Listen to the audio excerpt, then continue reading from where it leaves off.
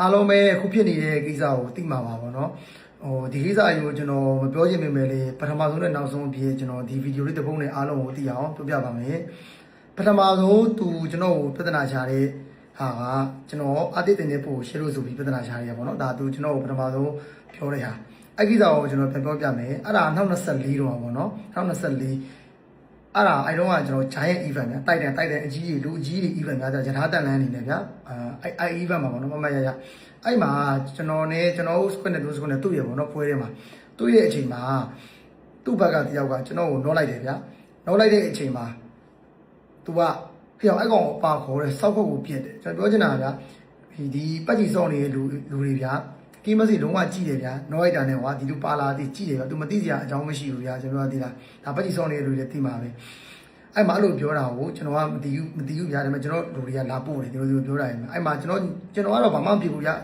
ထားရတယ်ဒါပေမဲ့ကျွန်တော်လူတွေကအရင်ပေါက်တယ်ဗျာသိလားအတိတ်ရောအခြားလူတွေရောအဲ့လိုဒီမှဖြစ်တာအဲ့မှာဖြစ်ချင်တော့နောက်2ရက်3ရက်လောက်နေတော့အတိတ်ကလည်း strain နေတာကွာဒီလားဖြစ်တော့မှသူ strain နေတာအဲ့မှာသူ strain တဲ့အချိန်မှာသူတို့နဲ့တော့တွေ့တယ်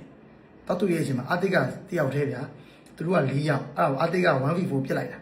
4ယောက်တယောက်ပြစ်လိုက်အတိတ်ကပြစ်တာကိုသူတို့ကမကျင်တဲ့လို့ဆိုပြီးတော့ပြန်ဆင်းပြီးတော့အတိတ်ကိုပြန်လာပြစ်တယ်4ယောက်တယောက်အဲ့ဒါလည်းအတိတ်ကနောက်တဲ့4-1ထပ်ပြစ်ပြီးလိုက်တာမရှိယောက်တယောက်ဗျာ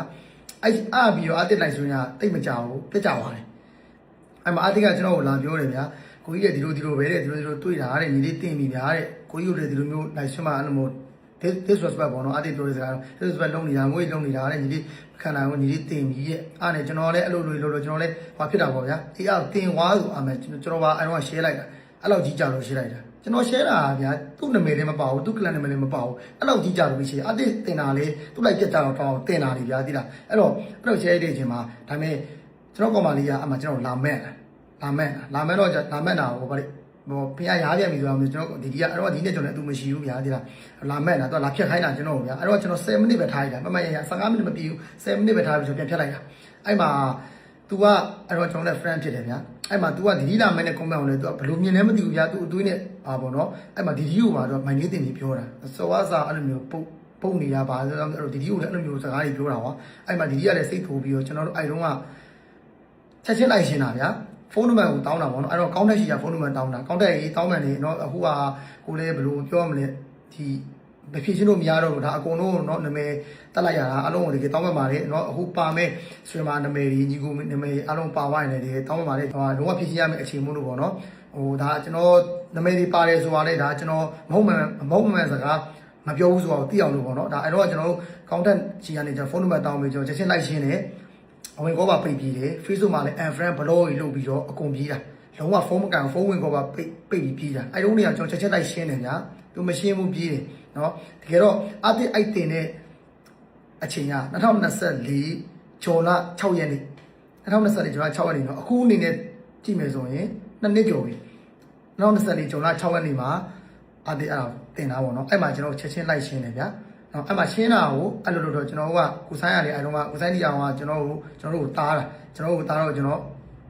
ဗီဒီယိုကျွန်တော်ကနည်းနည်းကြောင်ထိချောလိုက်တယ်ဗျာပြီးတော့ဟမ်သူစီဆိုင်ဖွင့်လို့ပွဲတက်သွားတာပြီးလို့ဟုတ်တယ်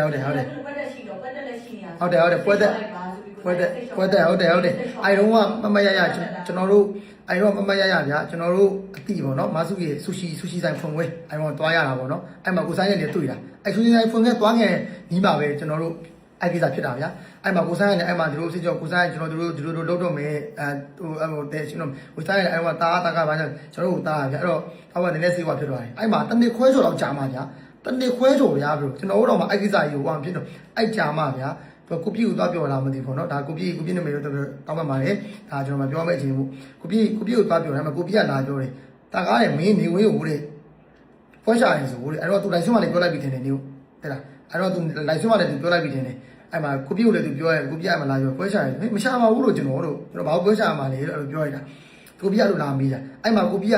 သူ့ကိုတစ်ချက်ပြန်သွားပြီးတာကားပြောတယ်ပွဲမရှာဘူးလို့ဆိုပြီးပြောလိုက်တယ်အဲ့မှာကိုပြည့်ကိုသူပြောပါတယ်ပေါ့ share တာဘာညာဆိုအေးမ share ဘူးဆိုပြီးကိုပြည့်ကပြောလိုက်တာကွာသူတို့ရှိပြောလိုက်တဲ့အချိန်မှာသူပြောတဲ့စကားလေး stream ဂျားရဲ့ streamer တယောက်ကတော့မှကျွန်တော်ကမ share ပါဘူးဆိုပြောင်းလိမ့်နေဆိုပြီးတော့ဟာတကယ်တော့ကိုပြည့်ကကျွန်တော်ကို share လောက်လာမေးရမို့ဖွဲရှာလာလို့လာမေးတာအဲ့မှာကိုပြည့်အဲ့လိုပြောတဲ့အချိန်မှာပြီးတော့ကိုပြည့်နဲ့ကျွန်တော်လည်းပြန်ပြောပြတဲ့အချိန်မှာ ဟို share ကိစ္စကိုပြောတာတဲ့ share ကိစ္စ share တယ်ဒီလိုကျွန်တော် share တယ်ဒီလိုအဲ့ဒါပွဲရှာမှာမဟုတ်တာတော့ကိုပြပြောအေးငါမတီးဘူးအဲ့ဒါငါသူ့ကိုမ share ပါဘူးငါပြောလိုက်ပြီငါစကားပြန်မပြင်ရင်တော့ဟိုပါတဲ့ဒါကရားလေကိုပြကိုထားလိုက်မပြင်နဲ့လို့ဘာမှမပြင်ဘူးလို့ထားတယ်ကျွန်တော်ကခေါင်းနဲ့လည်းမရှိဘူးအဲ့လိုကျွန်တော်ပြောရတာအဲ့မှာဗျာ तू ကလိုက်ဆွဲမှာစားဟိုကျွန်တော်ကပြောင်းလိနေပေါ့မိမပေါ့ဗျာဟိုယောက်ျားမဟုတ်ဘူးဒီရောအဲ့လိုမျိုးကျွန်တော်အဲ့လိုမျိုး share တာကိုမ share ဘူးဆိုပြီးတော့ဂျားလေးကအကူတယောက်ကိုလည်းအဲ့လိုပြောရဲဆိုပြီးပြောရောအဲ့ဒီမှာကျွန်တော်ကပြန်ပြီး share ပြလိုက်တာထက် share တယ်ဗျာဆိုတော့ကျွန်တော်ကောင်မှကျွန်တော်ပြန် share ပြလိုက်တာအာတီးရလူတွေသိမှာပါကျွန်တော် public နဲ့ share ထားတဲ့အရာတစ်ခုကိုဗျာကျွန်တော် share ပြီးတော့မ share ဘူးလို့ပြောပါမလားဗျာ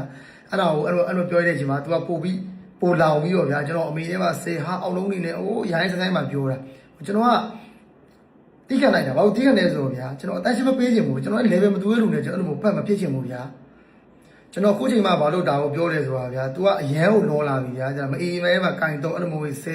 ေတော်တော်ကြီးတဲ့စေပြီးတော့အဲ့ဒါတွေမကောင်းနောက်တစ်ခုကကျွန်တော်အဓိကပြောရတဲ့အခုကျွန်တော်ဒီဗီဒီယိုပထမဆုံးနောက်ဆုံးတင်တဲ့အကြောင်းအရာတစ်ခုကဘာလဲဆိုတော့လွန်ခဲ့တဲ့2ရက်လောက်ကဗျာမနေ့ရပေါ့လိုက်ဆွဲမှာဗျာဟိုကျွန်တော် fan တယောက်ကလာမှတ်နေပါသိမလားအဲ့တော့သူပြောနေရတယ်မှာပေါ့ဗျာအဲ့တော့လိုက်ဆွဲမှာကျွန်တော်လိုက်ဆွဲမှာခုမှအများကြီးပဲလာပြောကြတာကျွန်တော်အဲ့မှာကျွန်တော် fan တယောက်ကဝင်မှတ်နေပေါ့နော်ကျွန်တော် fan တယောက်ကမှတ်တာတာကြီးရတယ်ငါတို့ fan တွေမျက်နှာငင်ရတယ်အဲ့တော့ကျွန်တော်နည်းနည်းလေးသူ့ယူပါပေါ့သိမလားဟိုသူတို့ဘလို့များဟိုကျွန်တော်ဖြေမရှင်းလို့အတွက်ကွာကျွန်တော်မားနေတဲ့ပုံစံများတို့ထင်နေလားဆိုပြီးတော့ကျွန်တော်ဖြစ်မှကြောင့်မို့ထင်မှကြောင့်မို့ကွာကျွန်တော် fan တွေအတွက်တော့ကျွန်တော်ဒီဗီဒီယိုကိုကျွန်တော်လုပ်လိုက်ခြင်းဖြစ်တယ်ကျွန်တော် fan တွေကိုကျွန်တော်မျက်နှာငင်ရအောင်လုံးဝကျွန်တော်မလုပ်ပါဘူးတခါမှလည်းကျွန်တော်မလုပ်ခဲ့ဘူးဘယ်ဆွေးမမအောင်လည်းကျွန်တော်ဗန်နေတက်ပြီးတော့ကျွန်တော်ပွဲလေးမရှာခဲ့သလိုကျွန်တော်ဒီဆွေးမတက်တန်8နှစ်အတွင်းမှာပေါ့နော်ကျွန်တော်ဘာမှကိုကျွန်တော်ဗန်နေတက်ပြီးတော့ပြောရမှုမရှိပါဘူးเนาะကျွန်တော် fan တွေမလို့ကျွန်တော်အဲ့ comment ကိုမြင်လို့ကျွန်တော်အခုဒီဗီဒီယိုကိုတင်တာဖြစ်ပါတယ်ပြီးတော့နောက်တစ်ခုကသူပြောတာရေဘယ်လောက်လုံးမလုံးဗျာဆိုကြည့်တာ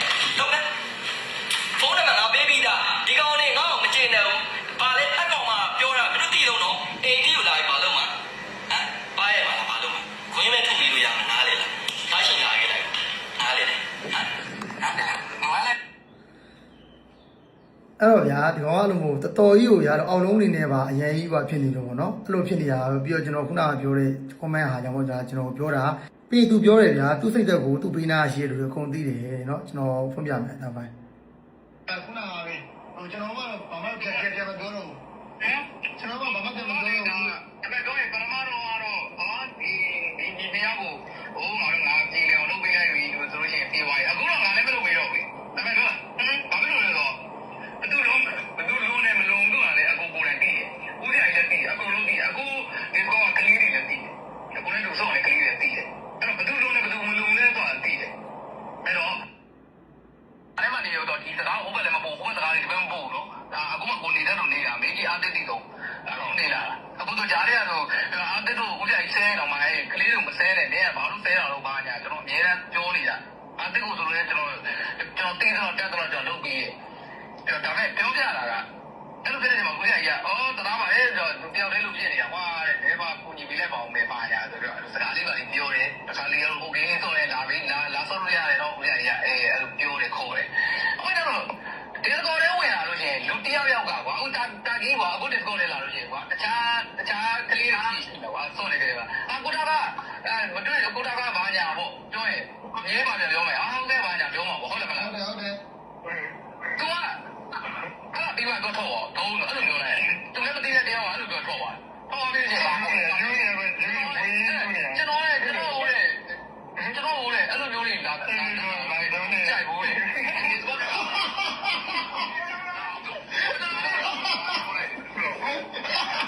ေအဲ့ရပါလို